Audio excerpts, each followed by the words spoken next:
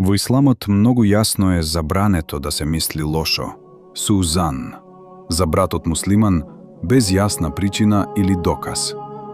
Ова е голем грев кој ги расипува срцата и ја руши братската љубов.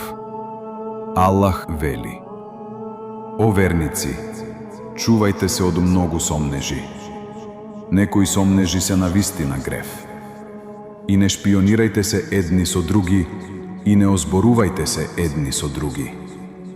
Зарем на некого од вас му е мило да го јаде месото на својот мртов брат? А вам тоа ви е одвратно. Затоа плашете се од Аллах. Аллах навистина го прима покајанието и милостив е. Овој ајет директно не предупредува да не мислиме лошо за другите, бидејќи тоа води до озборување, омраза и раздор.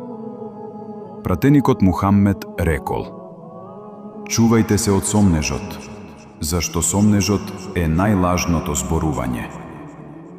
Немојте да шпионирате, ниту да се надпреварувате во омраза, туку бидете браќа, о слуги на Аллах.